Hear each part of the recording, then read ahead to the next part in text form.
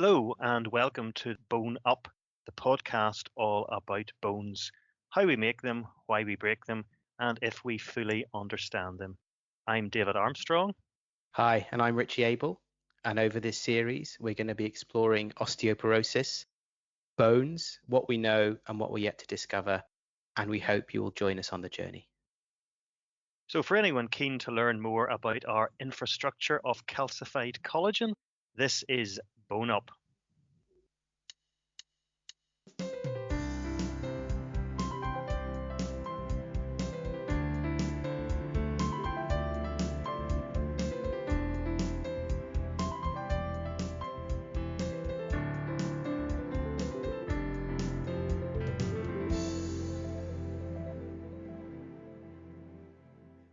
Welcome, listeners, back for another episode of Bone Up. It's lovely to have you with us again. Hi, David. How are you doing? I'm doing well, Richie. It's a busy time of the year, as you know. It's sort of the early year conference season at the moment.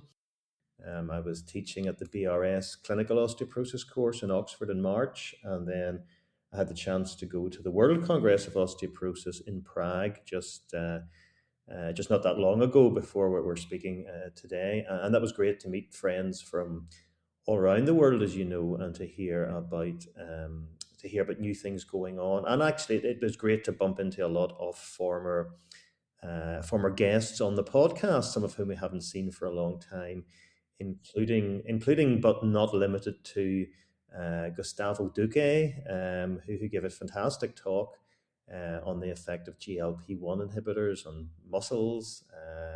I got a chance to speak to Alistair Henry again, and you remember Alistair talked to us about the development of romosozumab, and many other friends and as I say, former guests on the show here. So that was really nice. And possibly by the time you're listening to this, the European Calcified Tissue Society Congress will be over. But at the moment, as you know, Richie, you and I are planning to meet up in the next few days to go to hopefully sunny Girona in Spain, and that's really exciting.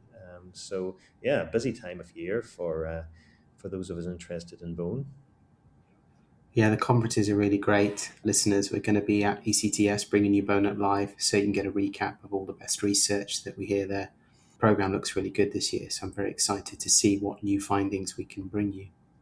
Yeah, it's great, and I always find you go and you hear a lecture, you take part in a discussion, and I came back on Sunday evening, went into the clinic on Monday morning, and with the second or third patient, I was able to say to them, do you know, your case is exactly like one was discussed at the World Congress 2 days ago, and that people, I think patients, number one, it's good, that we're able to apply things like that right in the clinic, but I think patients like to hear that you're keeping up to date and that you're speaking to some of the sort of world leaders in this, and that hopefully you were delivering world-class care, both in the science lab and in the clinic, no matter where they live.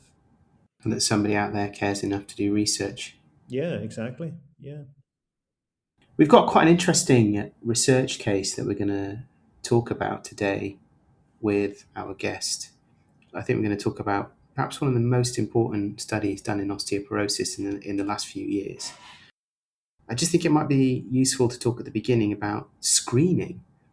And David, for a lot of diseases, there are screening tests that people can do. Why don't we have a national screening program for osteoporosis? Yeah, I mean that's a very good question, and I mean there are multiple layers as to why you have or don't have a screening program, for any condition. And I mean, you probably know this. There's certain criteria that you're supposed to fulfill. So screening should be acceptable to people. For example, if you were bringing everyone in and biopsying their bone, that wouldn't be an acceptable screening tool. You have to have some intervention that actually makes a difference. There's no point in finding a diagnosis in lots of people if there's nothing you can do about it.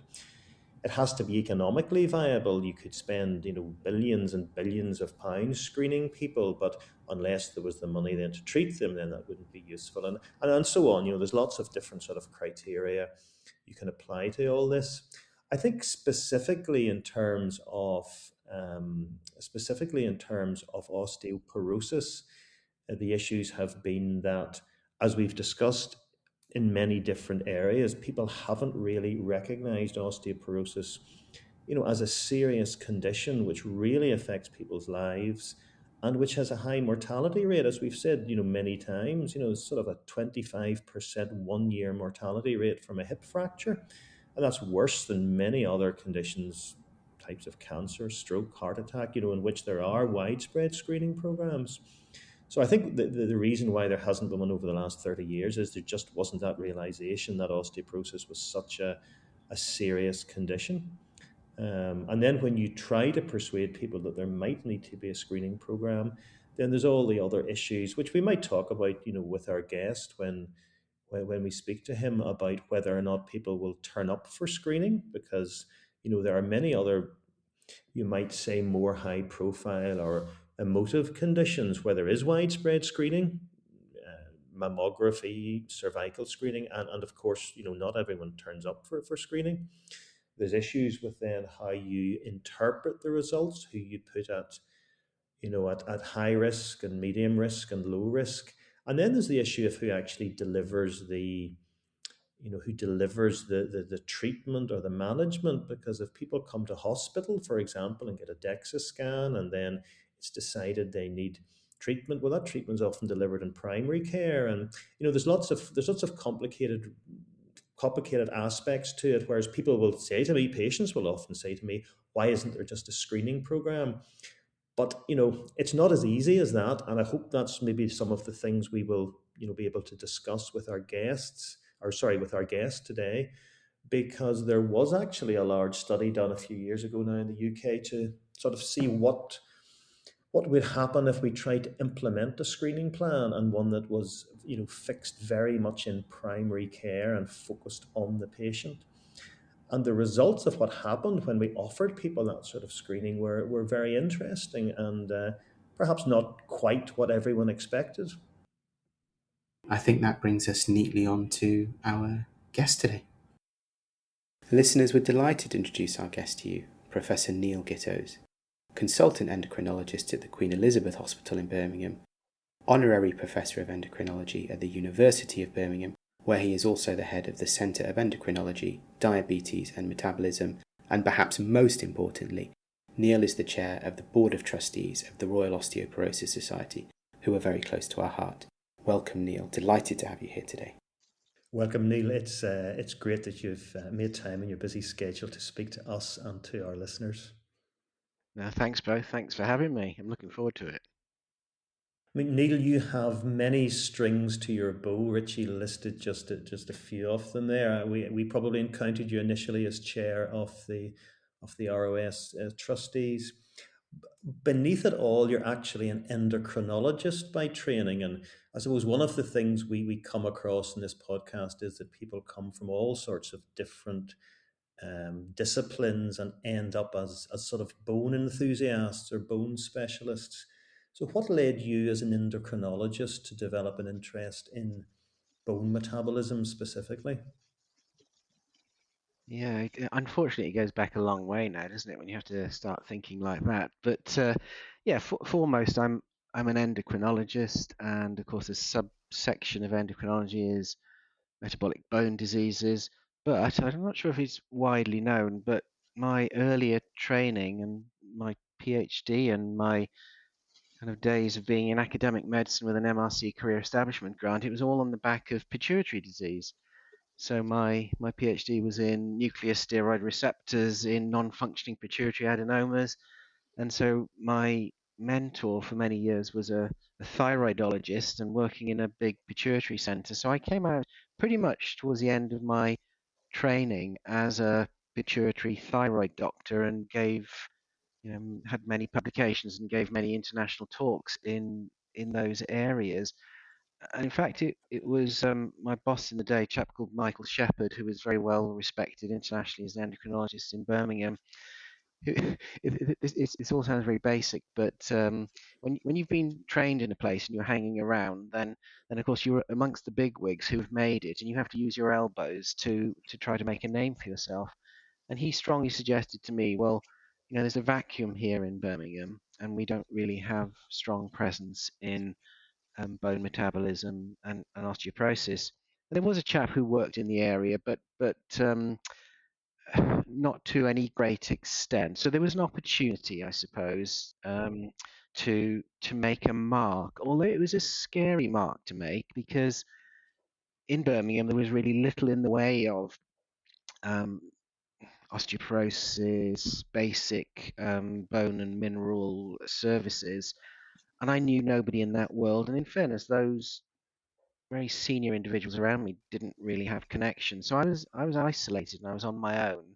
And back in the day, I don't think I felt vulnerable, but now I think back, bloody hell, you were vulnerable, and you could have just kind of fallen off a precipice and got forgotten about. But thankfully, that didn't happen. So it was more opportunistic, really, and seeing an opportunity to develop myself in an area, believe it or not, that I wasn't particularly very well trained in, and ended up going to meetings and conferences and always being the isolated figure as to who's this chap. He's come from Birmingham. They're all endocrinologists, but he doesn't have a track record. So I suppose a lot of the way that I think and work is about. I like being outside my comfort zone, which I certainly was back in the day, about gaining credibility in an area. And that took a long while, I suppose. And as you gain credibility, you get a seat round a table. As you get a seat round that table, you can extend yourself into other areas. And so we went from having no clinical service, and I remember starting a once monthly metabolic bone and osteoporosis clinic many moons ago. And now, of course, we have multiple services, multiple clinics every day of the week. So it's opportunistic, seeing a gap and exploiting the gap, I suppose. And it's like everything. When you scratch the surface of something, even if you're not familiar with it, I defy anybody to be not ultra interested. If you have an inquiring mind, then you can turn it into something that is you. And I'd like to say that, the rest is history. Yeah, it's something that I think we've talked about, that when you start to get interested in bone, you become very, very interested in bone, don't you? Because it certainly always struck me as quite a developing field. I think what you're saying is, there was Birmingham, a huge city, and yet there was very little activity in terms of osteoporosis. And I think that, yeah, that it's an area certainly has expanded hugely in the last 25 years, and hopefully will continue to expand. One of the things we wanted to talk to you about, I suppose, today was this area of screening. And it's a question we get asked a lot at the clinic, or certainly I get asked a lot. A person turns up, they've had their fracture, they go on to treatment, and they either say to me, I wish I'd had a DEXA scan 5 years ago before I had my fracture, or why do my brothers and sisters and cousins and everyone else, why do they not get sort of routinely sort of screened? And I know you were involved in a big study a few years ago now, which sort of asked exactly that question. What happens if you just go into a lot of GP surgeries and assess a lot of older people for osteoporosis risk? Could you give us a sort of a broad outline of what that study involved, and the implications it might have, and indeed the way it might help me answer that question in the clinic then? Yeah, sure. No, those were good days of kind of hardcore clinical research, working with some excellent individuals across the UK. So that was the SCOOP study, and the principle there was population screening, but a subsection of the population to screen. And of course, screening is hugely topical at the moment, isn't it, for other disease states? And I think there's a frustration sometimes within both the medical community and in society that things just seem so straightforward. Hang on, if you've got a common event and there's stuff that you can do about it, why don't you just get on and just put everybody through the machine and tell me whether I've got it or not and make it not happen, putting it very crudely. So Scoop, that was 7 years of hardcore clinical research that was funded by the MRC, and there were 7 centres across the UK that recruited around about 12,500 women aged between 70 to 85 years of age, and I think that's important, the 70 to 85.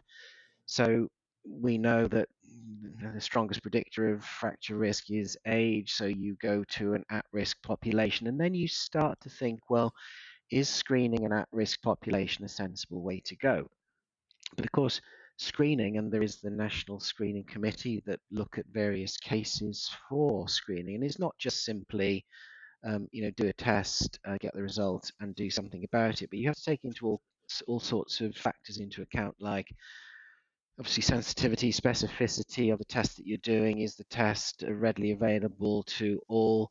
Is it painful? Does it cause stress and anxiety to the individual? And will the output of that screening really make a difference downstream by whatever intervention you're putting in? So the SCOOP study, as I say, ran for 5 years, the study did, and it was looking at those individuals, women aged 70 to 85, and it was a randomized, although pragmatic trial, so it wasn't a blinded trial, and screened towards standard care, or that they went through an assessment with FRAX, and then according to a FRAX algorithm to determine those higher risk patients, whether they had a bone density scan and looking at hip fracture risk. And according to that algorithm, those who were at high risk were asked to attend a GP, and the GP then would adopt standard clinical care back in the day.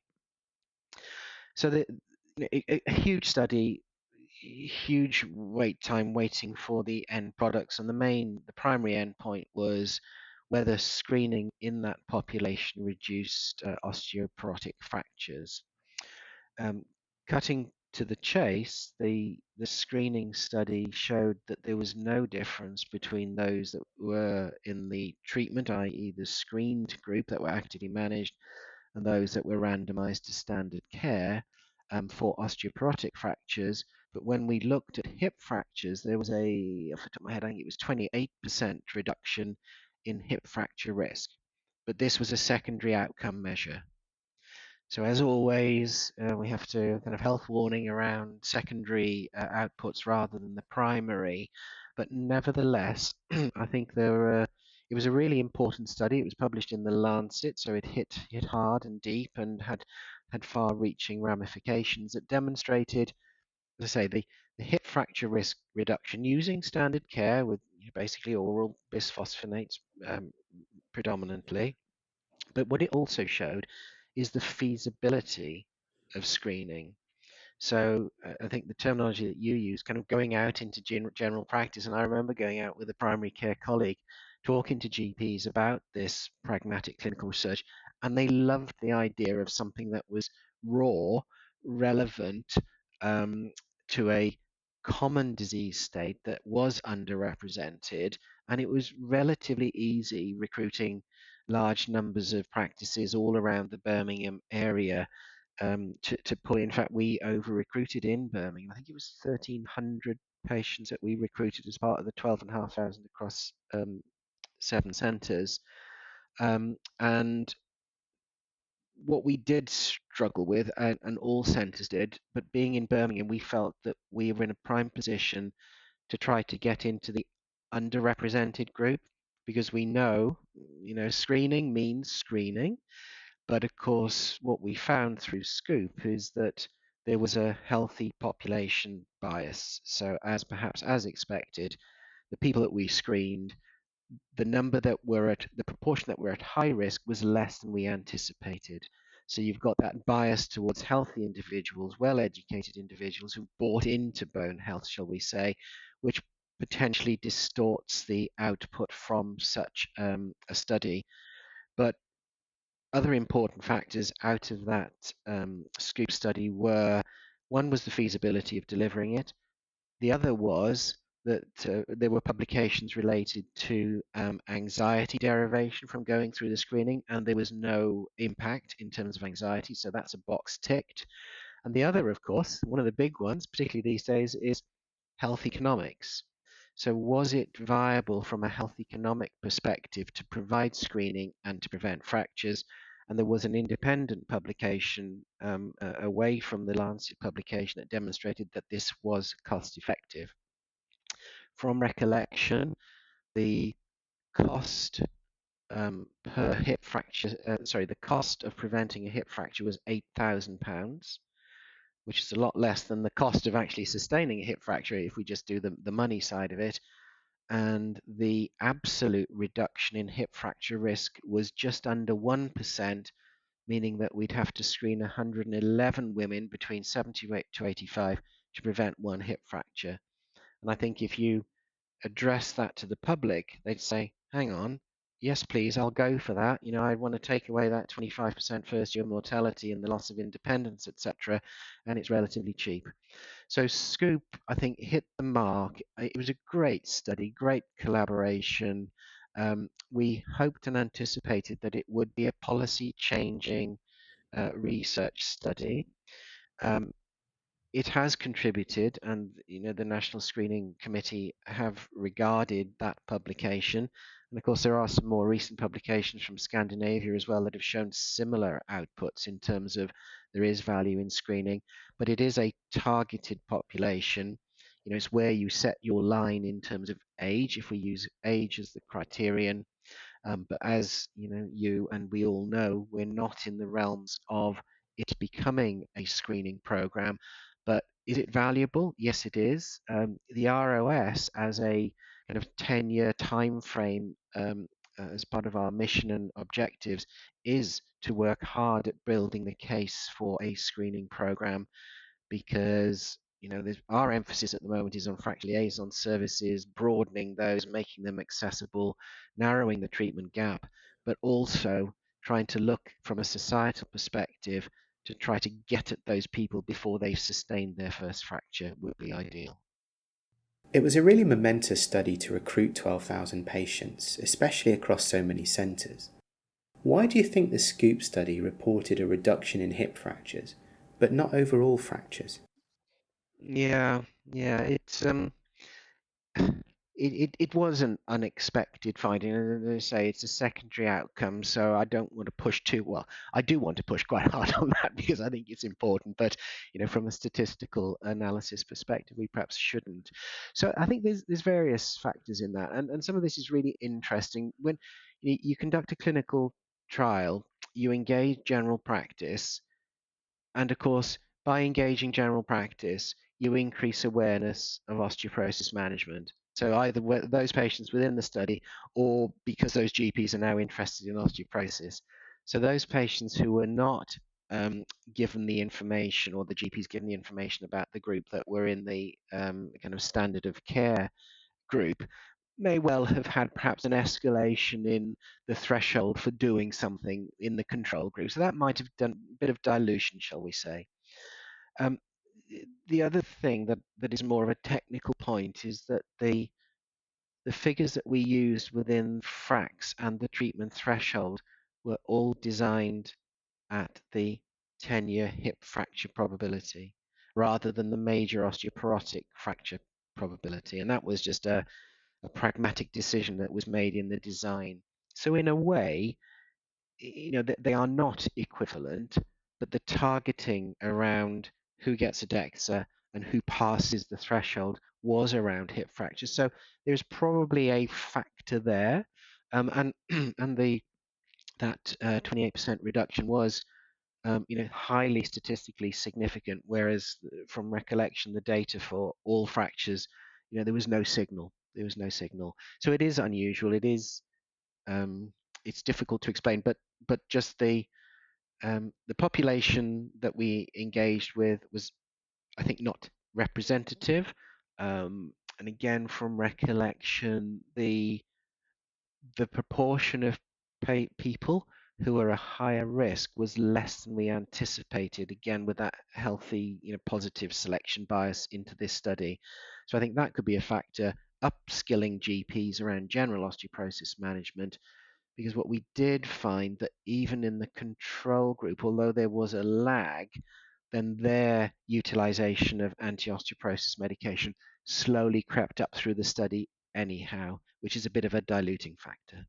So do you think there would be any merit on doing another similar study to Scoop, but focusing only on the very high-risk patients? I think absolutely. I think there is far more mileage in this, and it keeps coming back to, where are those lines? Because if you can define inherently high risk groups, then I think there is.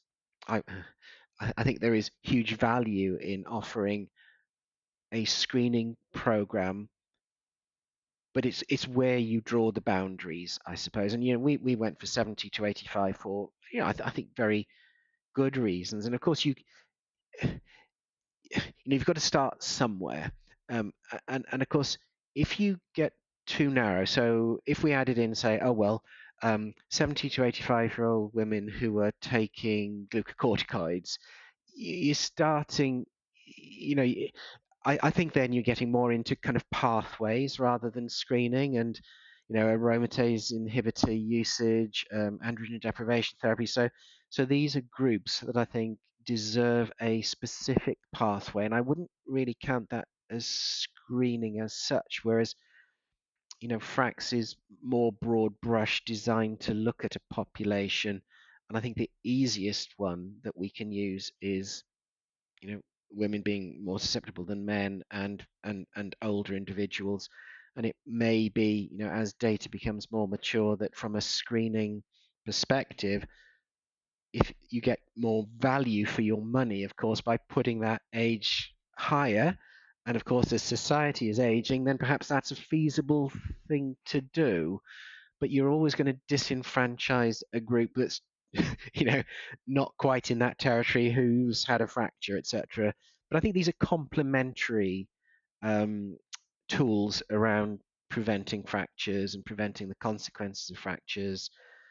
The targeted approach via pathways, the secondary fracture prevention, the investing in your bone health, and the ROS is doing the Great British Bone Check, which kind of promotes people who are in a healthier part of life, just doing a kind of a FRAX type of equivalent, raising awareness, investing in themselves, doing the right things from a lifestyle perspective. So I think it's a package, isn't it? It's not a kind of a magic bullet to say this is going to be the kind of the end to osteoporosis, but it's trying to do things in a logical order, getting the best bang for your buck, but also trying to keep broad enough that you're not just harping on about the same old narrowness, I suppose.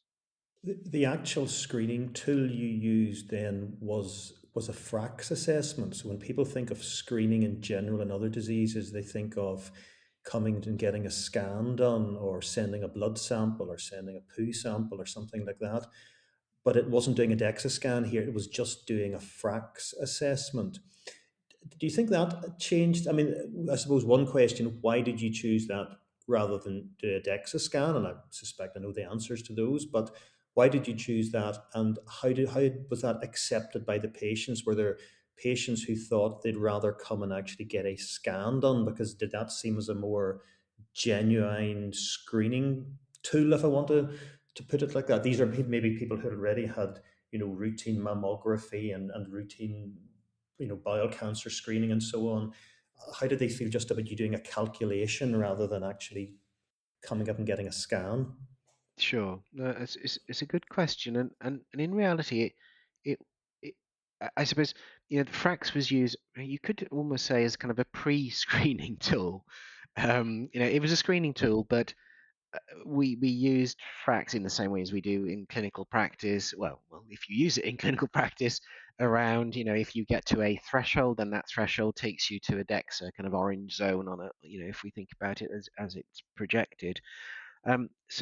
So I think it was very acceptable to patients and patients. That might be because awareness of osteoporosis is quite low. So I think if something has happened to you, if you've had a fracture, then we start talking about the tools we have to assess bone density and as a measure of bone strength. But I think talking about risk factors for bone health issues landed very positively as a screening tool. I think once you up the ante to say that your screening questionnaire has reached a point where we need another piece of information, you then get, I think, a different part of the brain that engages to say, okay, that means test. So you get into kind of physical test mode. And And I think as you allude to, going in with DEXA scans for everybody, I think is such a can of worms there. Particularly around interpretation of DEXA and in isolation DEXA. It's not great in terms of sensitivity, but DEXA while encompassing other clinical risk factors, I think becomes very powerful. And I suppose just turning it on its head, of course, we know that one of the problems that historically we've had with FRAX is that it doesn't take into account bone density at the lumbar spine. It's femoral neck that goes in. So I think there is a kind of worms there, but the scoop was around pragmatism. It was about, is this going to be acceptable? Whereas I think if we said, right, we're going to have 12,500 women and everybody's just going to get shunted through a DEXA scanner, and I think some of the Scandinavian work is a little bit more like that, a bit more mechanical.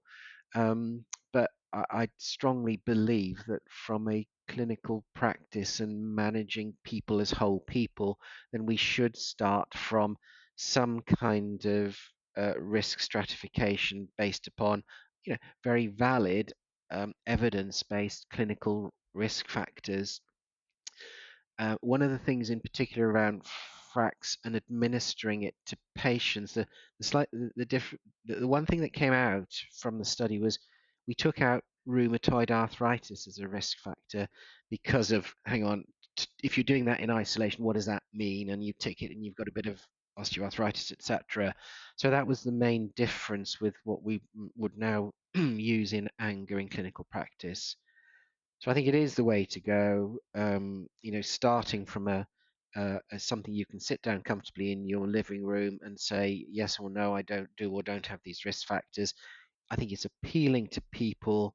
It's non-threatening, and the next stage is, you might have a letter saying you're low risk, and carry on walking and take a bit of vitamin D and just watch what you eat type of thing. Then you have that reassurance.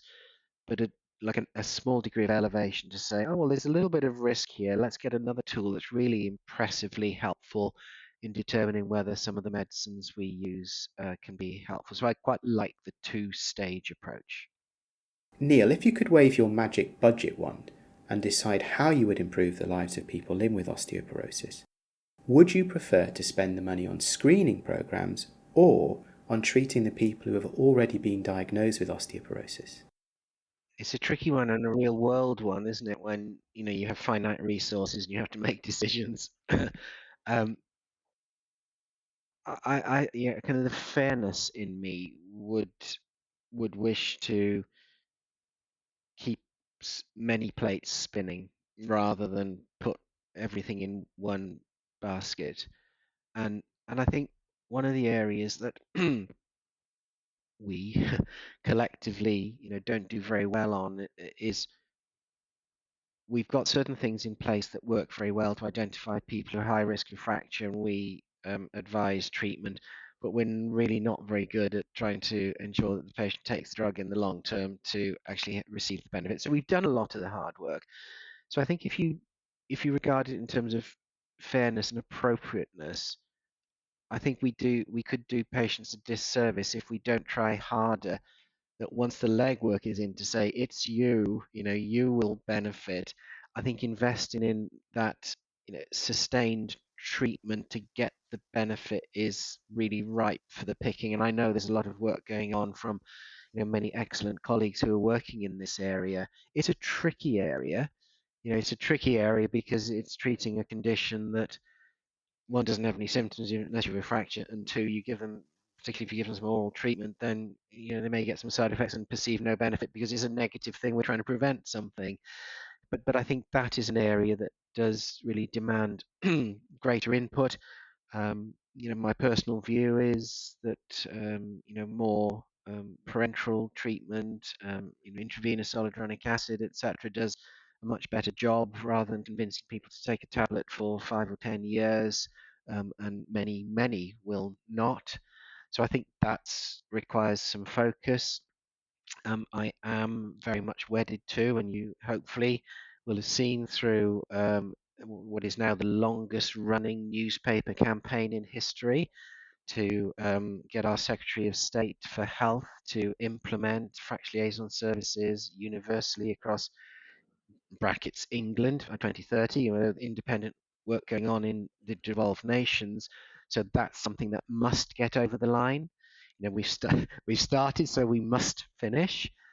So I think that the treatment gap, and as I've alluded to earlier, that from an ROS perspective, our long-term strategic, i.e., over 10 years, is to put stepping stones in to working towards a national screening program for those more at risk. So that's probably a bit of a fudged answer, Richie. I'm not meaning to sound like a politician, but I think it's spreading the benefit, also spreading the risk, but particularly for where we're over the line in identifying, we're over the line in saying we know what the treatment is. I think that group, we need to try harder to make sure that they get the full benefit so they have the full anti-fracture effect. Honestly, your answer makes complete sense. There's something that keeps coming up in these interviews that the listeners will remember, and that is many clinicians we speak to talk about fairness in the system and fairness for patients. And I think that's a really nice overarching goal. Yeah, I felt in listening to that you were sort of leaning slightly towards sorting out the patients you already have rather than generating more. Because, we're asked a lot about the use of AI, and people who advocate this come and say, we can generate more and more and more patients for you. And that's great because there are people out there at high risk who don't know they're at high risk and we could help. But almost as a duty of care, I feel I have a duty of care to those people I already know about. And I know I don't see all my high risk vertebral fracture patients quickly enough. And I know I don't get them all onto the right drug quickly enough. And I would love more, but at the moment, I'd love to be able to look after the patients that I already have. I think I sort of get the impression you're leaning almost a little in that direction. I can be very personal on this one. So where I work in Birmingham at the Queen Elizabeth, we're now part of a huge organisation across 4 hospital sites, and I remain embarrassed to say that of those 4 sites, only 1 site has a FRAX liaison service, and I have spoken in Parliament around the postcode. If the lady falls on one side of the road, the ambulance takes her one way, and she has hopefully close to a gold standard service. She goes the other way, and she gets fixed and forgotten. And of course, there is some pressure in the system from an organisational perspective to say, well, hang on, you've got a really good FRAX liaison service. Could you not just dilute it to the whole population? So what do you do then? You give more people a really suboptimal package of care. Is that the right thing to do? Or do you keep preaching the mantra that this is unfair, this is the standard, we need the investment to create this in the other areas of the city, not just simply diluting where you're going to get dissatisfaction from the staff because they're overworked, you're going to have poor service, you're going to have huge waiting times. So really very few people get much benefit at all. So at the moment, we're sticking to our guns and saying, let's stick with what we have. Let's keep making the case that we know what the right thing is, rather than diluting so that we touch more people, but we do less value for them all, I think. So that's kind of a personal take on it as well. Yeah, no, that's very candid. And, I sometimes think doctors, as you know, suffer from sort of anxiety and mental health as well as the rest of the population. And sometimes when people get burdened down by the sheer number of patients we have to see and the responsibility that we have, sometimes the best advice is just focus on the patient in front of you today. Try to do your best for the next patient. And that fits in as well to that. Of course, we have to do our best for everyone. We have to get as many deserving patients through the system as we can. But yeah, we've got to do the best for the people we have in front of us. And I think, if I may, David, I think this links to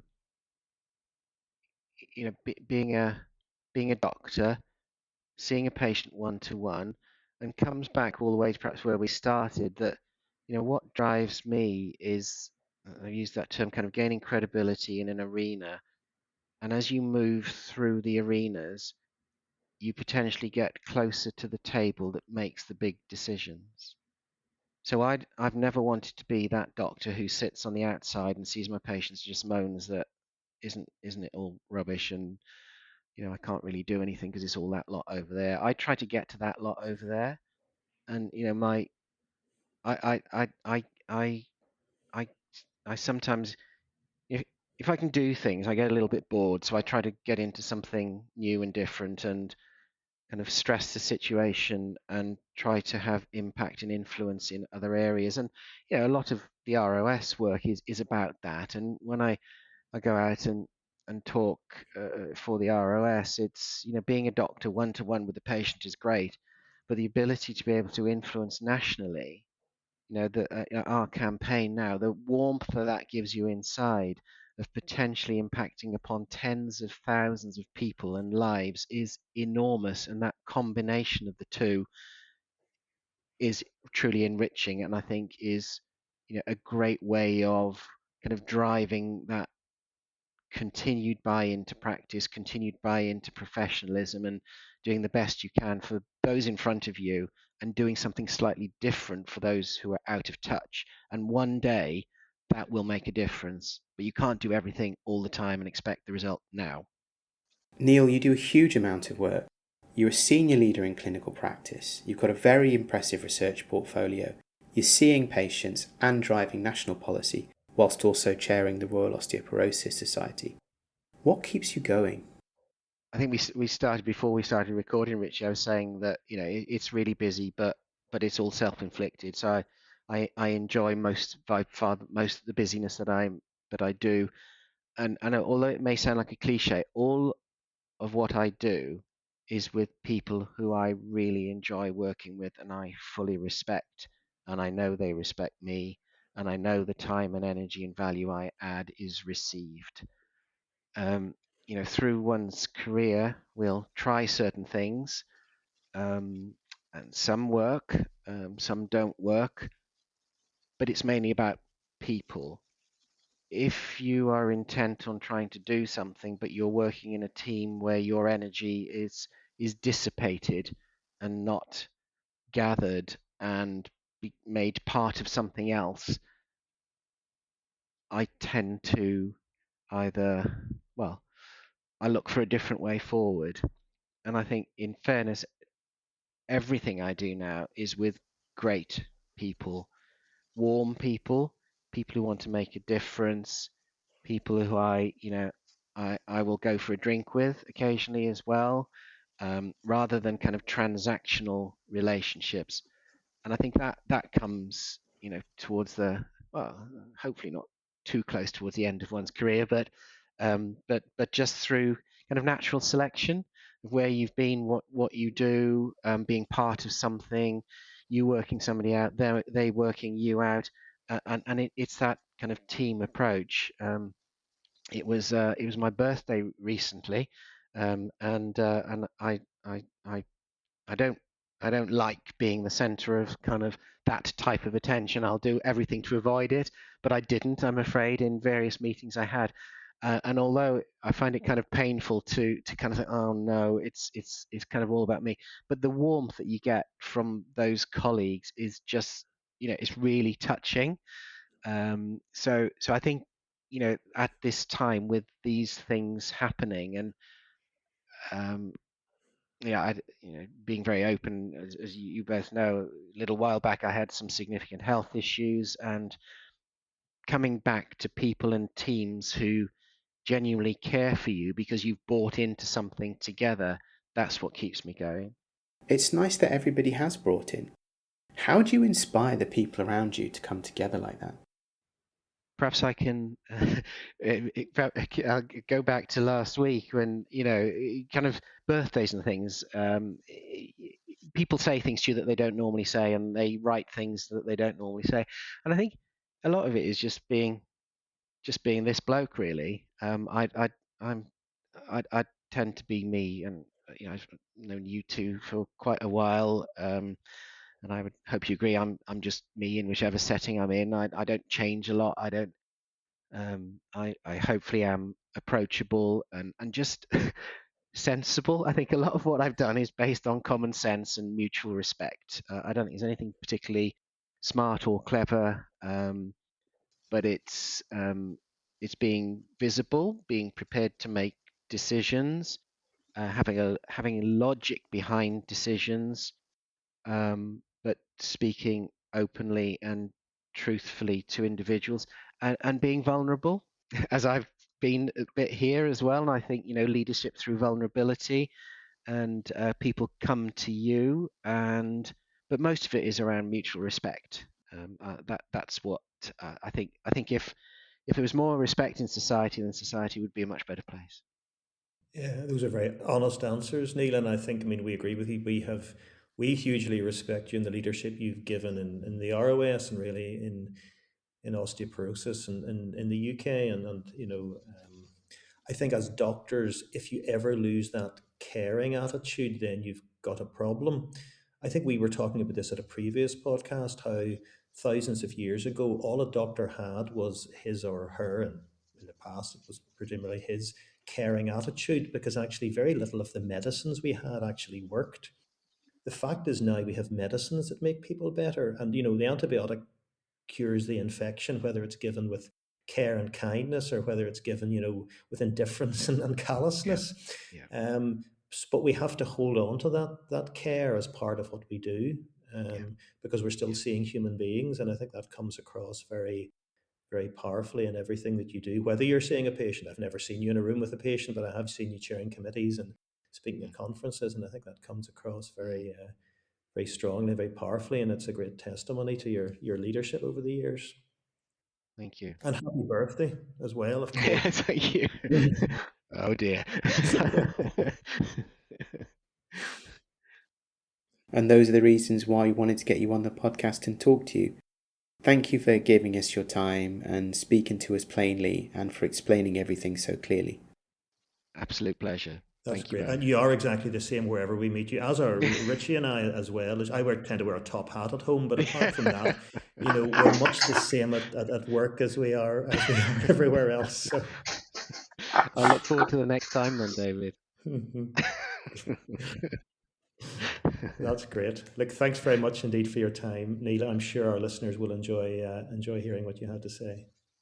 It's been fun, and thank you both for what you do. You project widely and take our world into areas where perhaps it's not so well known. So thanks, and great work for the two of you for doing it. So thank you as well.